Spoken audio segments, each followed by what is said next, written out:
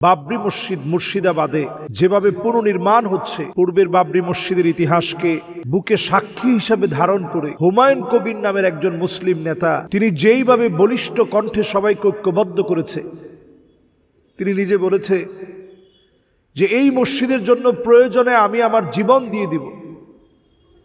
লক্ষ লক্ষ মানুষ মিলে কেউ ইট নিয়ে এসেছে, কেউ রড নিয়ে এসেছে, কেউ সিমেন্ট নিয়ে এসেছে। 280 কোটি টাকা বাজেট করলেও একদিনের ভিতরে এত পরিমাণ টাকা উঠেছে যা কল্পনার বাহিরে। একজনই 80 কোটি টাকা দিয়ে দিয়েছে, 1 কোটি টাকা দিয়ে দিয়েছে এমন লোক আছে। তো এইভাবে করে ছোট্ট ছোট্ট ইট মিলিয়ে বিশাল এলাকা জুড়ে মুর্শিদাবাদে গড়ে উঠবে বাবরি মসজিদ। যারা আমাদের বাবরি মসজিদকে ভেঙে দিয়ে মনে করেছে মুসলমানদের নামকে তারা মিটিয়ে দিতে পারবে, ভারত হচ্ছে সেই জায়গা যেখানে 900 বছর মুসলমানরা শাসন করেছে। এটা আমাদের পুরানো জায়গা, এটা আমাদের ভূমি, আমাদের কত কত ঐতিহ্য যা ভারতকে সমৃদ্ধ করেছে সবগুলো আমাদের। বাবরি মসজিদ তার একটি ছিল। দেখুন কখনো কখনো নামটা পর্যন্ত কিভাবে মিলে যায়।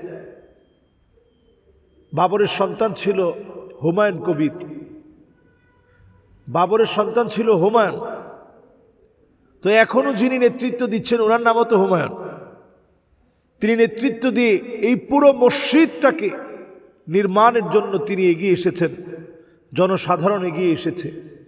আমরা অত্যন্ত আবেগ আপ্লুত হয়েছি এই দৃশ্যগুলো দেখে।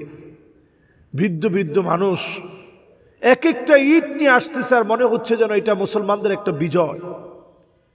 এমন একজন অন্ধ নারীকে আমি দেখেছি যার 2টা চোখ নেই, তিনি পর্যন্ত ইট নিয়ে আসছেন এবং সেই ইটগুলো ধরে ধরে দেখে দেখে তিনি প্রশান্তি লাভ করছিলেন যে বাবরি মসজিদের ইট আমি নিয়ে আসতে পেরেছি।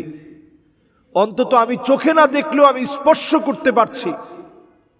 এই যে একটা আত্মিক প্রশান্তির জায়গা, সুবহানাল্লাহি ওয়া বিহামদিহি, আত্মিক একটা সমৃদ্ধির জায়গা, আত্মিক একটা প্রশান্তি লাভের জায়গা আমাকে অনুপ্রাণিত করেছে। ছোট বাচ্চা দেখেছি, যে বাচ্চা ছোট্ট একটা আদলি নিয়ে আসছে, নিতে গিয়ে কখনো কখনো পড়ে যাচ্ছে, আবার সোজা হচ্ছে, আবার পড়ে যাচ্ছে, আবার সোজা হচ্ছে।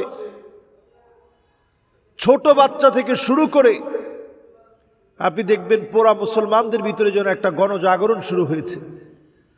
শুধুমাত্র মুর্শিদাবাদের মসজিদ দিয়ে এটা থেমে থাকবে না, এটা মুসলমানদেরকে ঘুমন্ত অবস্থা থেকে আল্লাহ তাআলা জাগ্রত করবেন। আল্লাহ তাআলা কখনো কখনো অনেক কিছু ঘটিয়ে দেন বড় কোনো কিছু দেওয়ার জন্যে। বাবরি মসজিদের মধ্যে যারা আঘাত করেছে, প্রথম যেই যুবক আঘাত করেছে তিনি কালেমা পড়ে মুসলমান হয়েছেন, সুবহানাল্লাহ বিহামদিহি। এই বাবরি মসজিদকে ঘিরে আপনারা দেখবেন মুসলমানদের নতুন একটা জাগ্রত হওয়ার সুযোগ চলে আসবে। বাবরি মসজিদ আমাদের চেতনা, প্রত্যেকটা মসজিদ যেন আমাদের চেতনা হয়। মসজিদগুলো যেন আমরা নামাজ দিয়ে জীবিত রাখি। হাদিসের মধ্যে নবী আলাইহিস সালাতু ওয়াস সালাম বলছেন, হাত্তা তুত্তাখাযাল মাসাজিদু তুরুকা, মসজিদের সামনে দিয়ে রাস্তা হবে, মুসলমানরা হেঁটে চলে যাবে, নামাজ পড়বে না।